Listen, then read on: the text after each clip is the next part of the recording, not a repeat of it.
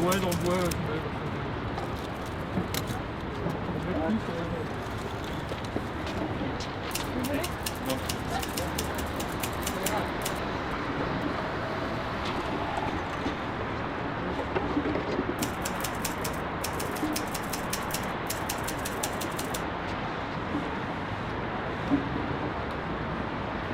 La chapelle d'Arblay elle est fermée pour des raisons de compétitivité.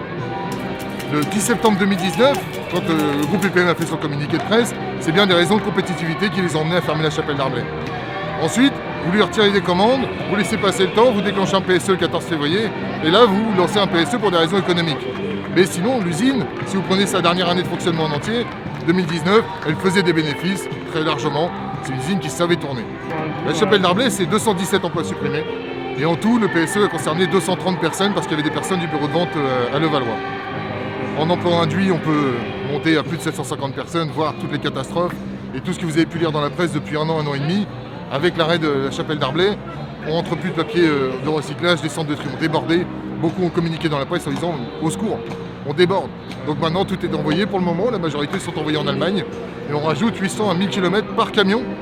Par camion, donc sur une année, on peut plus qu'imaginer le million de kilomètres supplémentaires pour recycler le papier du geste citoyen d'un tiers des Français. Un tiers des Français, tout le Grand Paris on est là. Tout ce qui part dans les poubelles de recyclable, tout ce qui est trié en papier, c'est arrivé chez nous. C'est fini.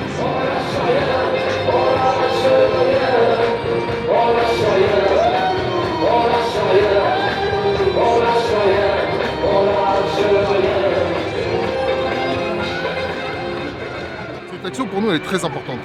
Déjà d'une, pourquoi? C'est parce que pour nous, ça nous prouve qu'on ne s'est pas trompé. Chapelle d'Arblay, c'est réellement ce qu'on dit depuis le début, on peut en être convaincu, maintenant il y en a la démonstration. Chapelle d'Arblay, c'est bien une industrie d'avenir, c'est bien une usine française qui fabrique du 100% de papier journal, 100% recyclé, c'est très important. Et voilà ce que c'est que la Chapelle d'Arblay. Donc maintenant, pourquoi on est là aujourd'hui? Le collectif a organisé tout ça, ça nous aide à soutenir la Chapelle d'Arblay. Maintenant, on demande à Bruno Le Maire, au Grand État, au gouvernement, d'enfin s'emparer publiquement de la question et de s'engager avec nous à sauver la Chapelle d'Arblay.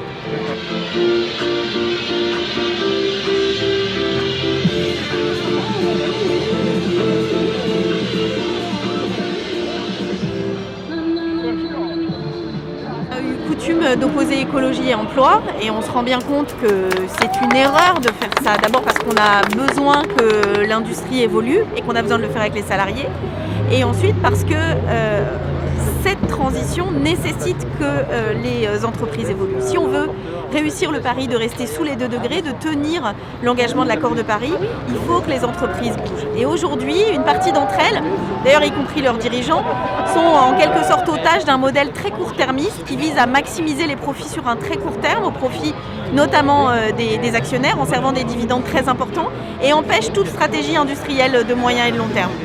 C'est très regrettable parce qu'on voit qu'une usine comme la Chapelle d'Arblay, qui est une papeterie plus que centenaire, qui est au bord de la Seine, qui traite du papier recyclé, c'est vraiment un des outils pour la transition écologique. Donc ce rassemblement autour de Plus Jamais Ça, à la fois de syndicalistes et d'ONG environnementales, il est très symbolique. Donc on est vraiment très mobilisés pour que le gouvernement, le ministre de l'économie, prennent en charge ce dossier. Et enfin, pour dire, ces derniers mois, on a trouvé des milliards et des milliards pour sauver l'économie. Là, il s'agit simplement de faire en sorte que la reprise de cette entreprise se fasse dans de bonnes conditions.